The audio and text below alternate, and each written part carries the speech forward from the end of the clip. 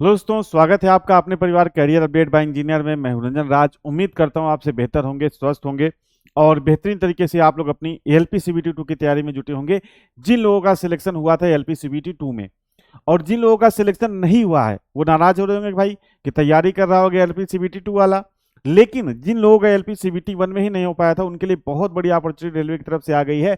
ठीक है, नई जो पोस्ट है वो लगभग 10,000 वैकेंसीज आ चुकी हैं। आप लोगों ने अभी कुछ दिन पहले मार्केट में ऑफिशियल नोटिस देखा होगा उड़ता हुआ, लेकिन कोई कह रहा था फेक है, कोई कह रहा था ओरिजिनल है। लेकिन फाइनली जो इसकी शॉर्ट नोटिस है वो एम्प्लॉयमेंट न्यूज में आ चुकी है। अब आपको ही पता है कि अगर एम्प्लॉयमेंट न्यूज में कोई चीज जाए तो इसका मतलब वो चीज एकदम 100% कंफर्म हो जाती है। अभी हम लोग ये देख रहे थे कि जो ऑफिशियल नोटिस था, जो मतलब ऑफिस टू ऑफिस सर्कुलेट हो रहा था, उसमें किसी भी तरह की डेट नहीं थी। लेकिन जो आपकी फॉर्म भरने की डेट है वो भी फाइनली जो है आ चुकी है। ठीक है, आप देख सकते हैं एम्प्लॉयमेंट न्यूज 29 मार्च से 4 अप्रैल, आपको यहाँ पे दिख रहा होगा कि 29 मार्च से 4 अप्रैल का जो एडिशन है, 29 मार्च से 4 अप्रैल का जो एडिशन है, इसमें ये न्यूज पब्लिश हुई है। आप इसमें देख सकते हो टेंटेटिव ओपनिंग, यानी कि रेलवे रिक्रूटमेंट बोर्ड, आप यहाँ पे देख सकते हो recruitment for assistant loco pilot, ये सारी चीजें आप पढ़ चुके होंगे।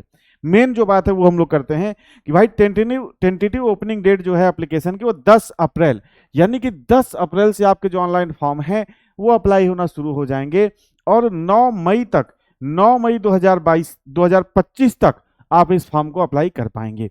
तो बहुत ही बेहतरीन। जिन लोगों का सीबीटी 1 में नहीं हुआ, अभी देखिए कुछ दिन पहले सीबीटी 1 का रिजल्ट आया, आपका सीबीटी 1 में नहीं हुआ। जिन लोगों का सीबीटी 2 में हो गया है वो उसकी तैयारी करते रहें, और जिन लोगों का नहीं हुआ है फिर से सीबीटी 1 आ रहा है, इसकी तैयारी में आप जुट जाएं। ठीक है, टोटल नंबर आप पोस्ट की बात करें तो 9,900, मतलब लगभग आप 10,000 पोस्ट इसको कह सकते हो। तो मतलब ठीक ठाक पोस्ट है। पिछली बार भी 18,000 आई थी, अब उसकी लगभग आप मान के चलो आधी, लगभग आधी हो गई है। ठीक है, अब यहां पर आप ध्यान रखिएगा कि जो एज लिमिट है वो 18 से 30 साल कर दिया गया है। पिछली बार जो वैकेंसी थी उसमें कोरोना के कारण एज रिलैक्सेशन दिया गया था, लेकिन रेलवे ने पिछली बार ये भी लिख दिया था कि भाई ये एज रिलैक्सेशन सिर्फ इस बार की वैकेंसी के लिए रहेगा। अब जो वैकेंसी है उसमें एज लिमिट 18 से 30 साल जनरल कैटेगरी के लिए, साथ ही साथ अगर आप ओबीसी कैंडिडेट हैं तो 18 से 33 साल, और अगर आप एससी एसटी कैंडिडेट हैं तो 18 से 35 साल के कैंडिडेट आप इस फॉर्म को भर पाएंगे। बाकी ये डिटेल्स यहाँ पे दी है कि भाई आधार नंबर, ये सारी चीजें क्या क्या फॉर्म भरने में आपको चीजें लगेंगी। ठीक है भाई, तो ये छोटी सी अपडेट थी। जिनका एलपी सीबीटी 1 में हुआ वो निराश ना हो, और जिनका सीबीटी 2 में हो गया है, सीबीटी 1 क्वालिफाई होकर सीबीटी 2 का एग्जाम देना है, एग्जाम कैंसिल हो गया है, बहुत सारे बच्चे खुश भी हैं, बहुत सारे बच्चे दुखी भी हैं। खुश कौन है भाई? जिसकी तैयारी बहुत अच्छी थी, ठीक है, और उसका एग्जाम नहीं हो पाया, अब वो फ्रस्ट्रेट है। और खुश वो लोग हैं जिनका जो है ट्रेड नहीं तैयार था, उनको ट्रेड तैयार का टाइम मिल गया।